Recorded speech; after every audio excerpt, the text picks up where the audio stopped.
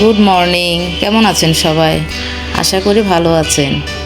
মেয়েকে স্কুলে দিয়ে আসছি, এখন 7:15 বাজে।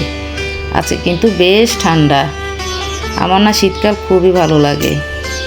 আজকে আমি মেয়েকে আনতে যাব না, এক ভাবির সাথে চলে আসবে। মেয়ে স্কুল থেকে চলে আসছে। এখন তেমন একটা ক্লাস হয় না, খুব অনেক তাড়াতাড়ি আসে। মেয়ে আসার আগে পরোটা বানিয়ে রেখেছিলাম। ওরা চা দিয়ে পরোটা খেতে অনেক পছন্দ করে, সাথে ডিমও করে দিয়েছিলাম। এভাবে সবার সাথে চা খেতে খুবই ভালো লাগে। কত হাসাহাসি করি আমরা। চা খেয়ে কিছুক্ষণ পরে রান্নাঘরে চলে আসছি। বাইরের দিকে তাকিয়েছিলাম কিছুক্ষণ। শীতকালে শুধু ধুলা আর ধুলা, চারিদিক ধুলা, সাদা সাদা হয়ে রয়েছে সব কিছু। এই যে গাছটা একদম সাদা হয়ে গেছে ধুলা পড়ে। আর এদিক থেকে আমি ভাত বসিয়ে দিয়েছি, শাক রেডি করে নিয়েছি, ডাল রান্না করে রেখেছি। কিন্তু গ্যাসের যে আঁচ, এই যে ভাতের বলগে আসছে না ঠিক মতো, রান্নাই হয় না ঠিক মতো এই আছে। আর আজকে রান্না করতে হবে না আমার, কালকের অনেক কিছু রয়ে গেছে। খাওয়ার আগে ডিম করে নিব। ওদের বাবা বলছে আসার সময় রাত্রে খাবার নিয়ে আসবে। আর এই সুযোগে আমি রান্নাঘর পরিষ্কার করার কাজে লেগে গেছি।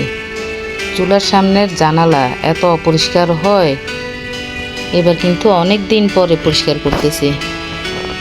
বেশি বেশি ময়লা হয়ে গিয়েছিল, একদম ঘষতে ঘষতে ঘষতে ঘষতে হাতের 12টা বেজে গেছে একবারে।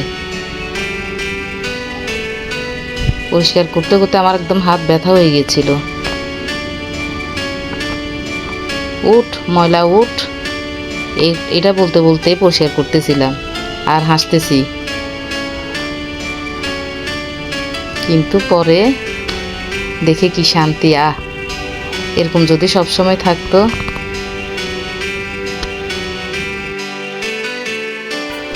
ভাত খাওয়ার পরে দেরি না করে ঘরটর ঝাড়ু দিয়ে আর বাকি যা যা কাজ আছে সব সেরে একেবারে চলে আসছি বিছানায়। বিছানায় শুয়ে কম্বল মোড়া দিয়ে বেশ কিছুক্ষণ মোবাইল দেখছি।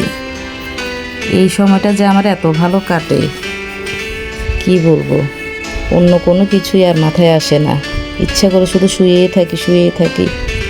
কিন্তু দুঃখের বিষয়, তাড়াতাড়ি সন্ধ্যা হয়ে যায় শীতকালে। সেই উঠে তো আর সে কাজ আর কাজ। ওদের বাবা খাবার নিয়ে আসছে, ওদেরকে দিয়েও দিলাম ওভেনে গরম করে।